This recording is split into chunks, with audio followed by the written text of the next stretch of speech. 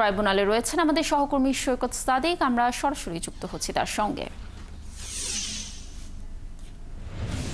সৈকত, চানখারপুলে ৬ জনকে হত্যার ঘটনায় অভিযোগ গঠনের শুনানি আজ কখন নাগাদ শুরু হতে পারে? আপনার কাছে কি তথ্য রয়েছে বিস্তারিত এই বিষয়ে জানাবেন আমাদের।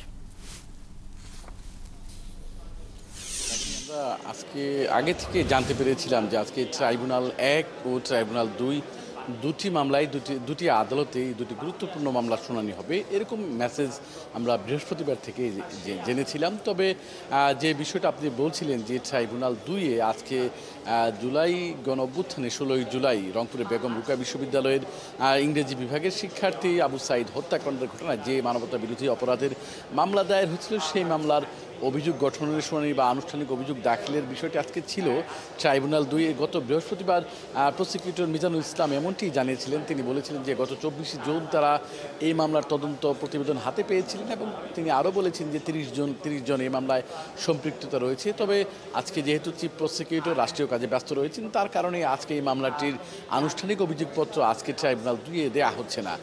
আর অপর যে মামলাটির কথা বলছিলেন আপনি, যে জুলাই গণঅভ্যুত্থানের শেষ দিন ৫ আগস্ট যেদিন শেখ হাসিনা সরকারের পতন হয়, সেদিন চাংখারপুলে, রাজধানীর চাংখারপুলেই যে ঘটনাটি ঘটেছিল, ছাত্র জনতার আইনশৃঙ্খলা বাহিনীর গুলিতে ৬ জন যে নিহত হয়েছিল, সেই ঘটনা হত্যাকাণ্ডে দায়ের করা যে মানবতা বিরোধী অপরাধের মামলা, সেই মামলারও আজকে শুনানি রয়েছে।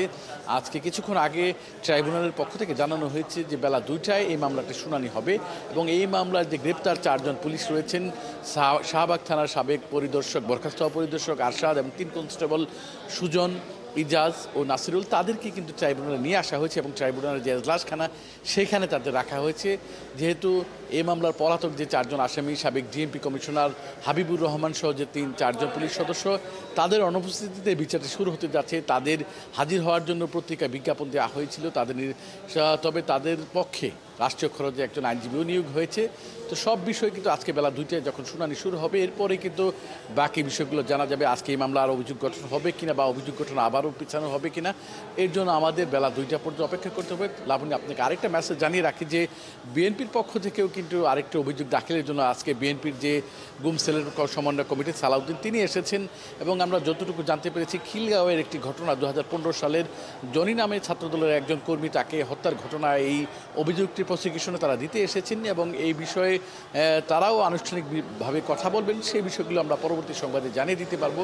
তবে যারা অভিযোগ দিতে আসছেন তারা জানিয়েছেন যে সাবেক যে ডিএমপি কমিশনার আসাদুজ্জামান মিয়া, সাবেক আইজিবি বেনজির আহমেদ সহ অনেককে আসামি করা হয়েছে সেই অভিযোগে। তো লাবণী, এর জন্য আমাদের আরেক কিছুক্ষণ অপেক্ষা করতে হবে এবং পরবর্তী সংবাদে আমরা এই বিষয়গুলো জানিয়ে দিতে পারবো। সৈকত, ধন্যবাদ আমাদের সাথে যুক্ত থাকার জন্য। আপনি থাকুন সেখানে, আমরা নিশ্চয়ই পরবর্তী সংবাদ সংযোগে শুনানির বিষয় তথ্য আপনার মাধ্যমে দর্শকদেরকে জানানোর চেষ্টা করব।